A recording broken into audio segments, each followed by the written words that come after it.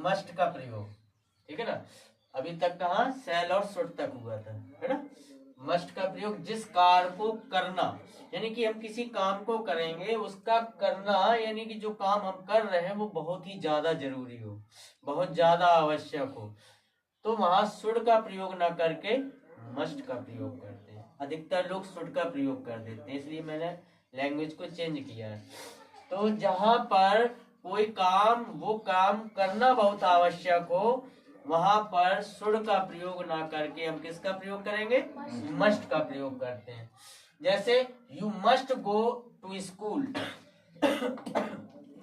You must go to school regularly, यानी कि तुम्हें नियमित रूप से विद्यालय जाना चाहिए, बहुत ही अत्यंत आवश्यक काम है कि नहीं।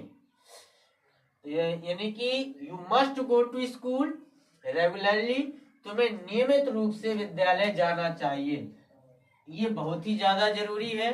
इसलिए जो काम ज्यादा आवश्यक हो, बहुत ही ज्यादा जरूरी है, वहां पर मस्ट का प्रयोग करेंगे। आप ये भी लिख सकते हो you should go to school, लेकिन ये जरूरी काम है, इसलिए यहाँ पर हम क्या यूज करेंगे, मस्ट यूज करेंगे। दूसरा है we must love our motherland, हमें अपनी मातृभूमि से प्रेम करना चाहिए, बिल्कुल जरूरी है। जहां हम रह रहे हैं, जिस देश में रहते हैं, वो हमारी मातृभूमि है, इसलिए हमें अपनी मातृभूमि से प्रेम करना चाहिए, ये भी बहुत ही आवश्यक बात है।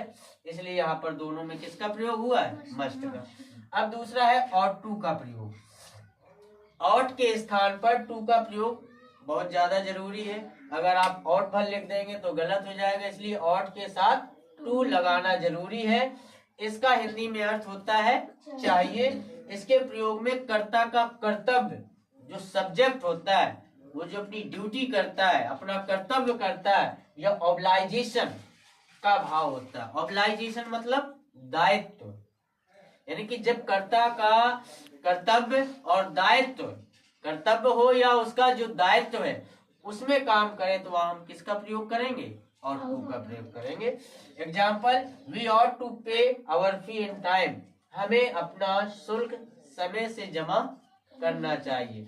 ये काम, यानी कि हमारा ये काम है कि हमें अपना शुल्क समय से जमा करना चाहिए। इसका मतलब क्या है, अपना कर्तव्य है, ये उनका दायित्व है कि जो फीस है वो हमेशा समय से जमा करना चाहिए। ये किसका है, वी, सब्जेक्ट का ये दायित्व है। दूसरा है C ought to be present there, उसे वहां उपस्थित रहना चाहिए, यानी कि यहाँ भी उसका दायित्व है, कर्तव्य है कि अगर वहां कोई फंक्शन हो रहा है, कोई काम हो रहा है, तो वहां पर उसे उपस्थित रहना चाहिए, यानी कि उसकी उपस्थिति अनिवार्य है।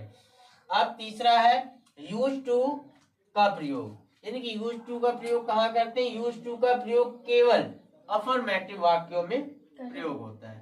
जो अफर्मेटिव वाक्य होंगे वहां पर यूज टू का प्रयोग करेंगे। जैसे ही use to smoke very much in his young age, जब मैं जवान था तो क्या करता था, धूम्रपान अधिक किया करता था। यानी कि जब मैं जवान था, नौजवान था, तो स्मोकिंग ज्यादा करता था, धूम्रपान ज्यादा किया करता था। है? क्या हुआ, ये अफर्मेटिव वाक्य है पास्ट टेंस का, इसलिए अफर्मेटिव वाक्यों में यूज टू का प्रयोग होगा। दूसरा है, इसी का रूल्स है, भूतकाल में किसी बात का बार बार होना। अगर भूतकाल में कोई बात बार बार आ रही है, यानी कि उस बात को बार बार दोहराया जाता है, तो वहां पर यूज टू का प्रयोग करेंगे। जैसे I use to read novels when I was young, जब मैं जवान था। कैसा, जब मैं नौजवान था क्या करता था, उपन्यास पढ़ा करता था। ये बार बार अपनी बात दोहराई जाती है कि जब मैं जवान था तो ऐसा करता था, जब मैं ऐसा था तब मैं ऐसा करता था।